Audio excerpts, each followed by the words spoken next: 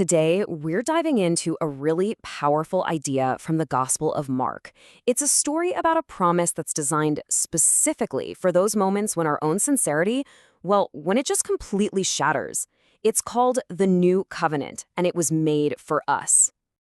I mean, think about it for a second. Have you ever made a promise, maybe a wedding vow or a New Year's resolution, and you meant it with everything you had? In that moment, your sincerity is off the charts. But then life happens, right?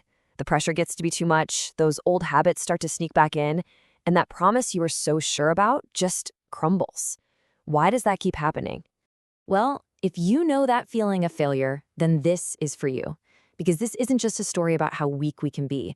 It's actually a story about a totally different kind of promise, one that was literally made for our moments of failure.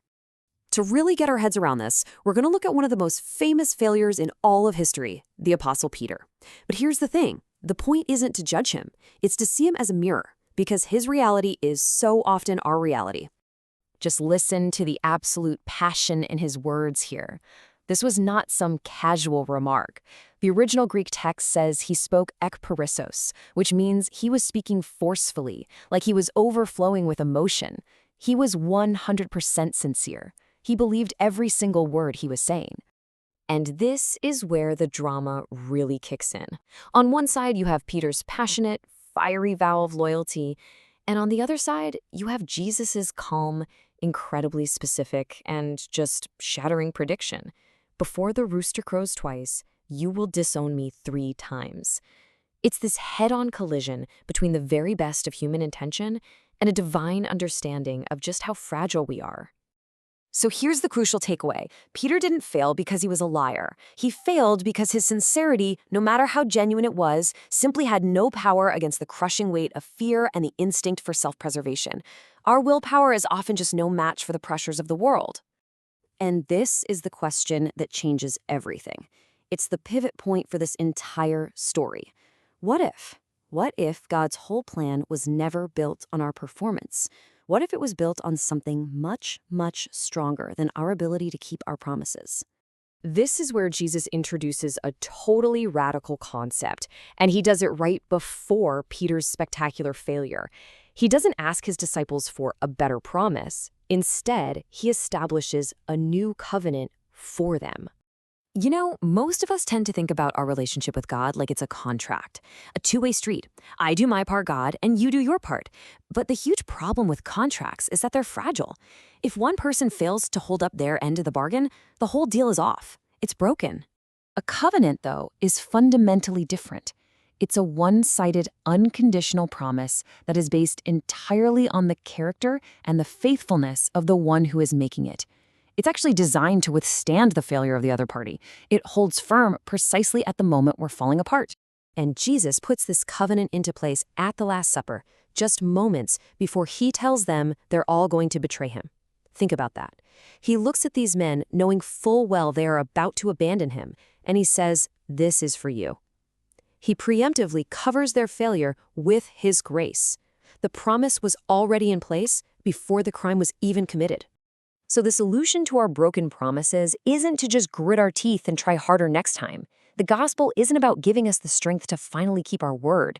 It's about receiving a new kind of life that's sustained by God's faithfulness, not our own sincerity, which, as we know, can be all over the place. But the story doesn't even end there with the covenant. Jesus adds another layer of grace on top of it, a specific promise of a meeting place after all the chaos and failure is over. Just notice the absolute certainty in his words here. It's not if I rise, but after I have risen. It's not I hope I'll see you guys there, but I will go ahead of you. He's already planning their reunion, their restoration. He is literally going before them to prepare a place of grace. And this contrast between two places is just so important. Jerusalem becomes the place of their greatest failure, right? It's where their pride gets shattered at the foot of the cross. But Galilee's where it all started. It was the place of their first calling, the place where grace first found them when they were just humble fishermen. You see, this wasn't damage control. It was a divine 3-step plan. First, predict the failure that's coming in Jerusalem. Second, promise that grace is already waiting for them in Galilee. And third, use that unbreakable covenant to bridge the entire gap between their failure and their restoration. Theologians call this prevenient grace. It's a grace that goes before us, that anticipates our every need. And this is exactly what happens. The resurrected Jesus finds Peter in Galilee by a charcoal fire, just like the one where he denied him. And Jesus doesn't shame him. He gently asks him 3 times, "Do you love me?" He heals the threefold denial with a threefold opportunity to say yes and to receive his calling all over again. Okay, so what does all this mean for us, right here and right now? What is the big takeaway from this incredible story of failure and grace? Well, returning to Galilee isn't about trying to recapture some old spiritual high or some feeling you once had. It's a metaphor. It means returning to the one thing that's actually unshakable, God's promises in Scripture. It means choosing to stand on His faithfulness, not our own feelings. It's about that incredible realization that in the place He first called you, God is already there, waiting for you. Let's just be honest with ourselves. This is the human condition. We will fail. Our best intentions are going to fall short. Our most sincere promises will, at some point, probably lie in pieces at our feet. And that right there is why the covenant is such good news. It is not dependent on us. It was sealed in the faithfulness of God and the blood of Christ. It's the one promise in the entire universe that cannot be broken. And it was made for you. So I'll just leave you with this.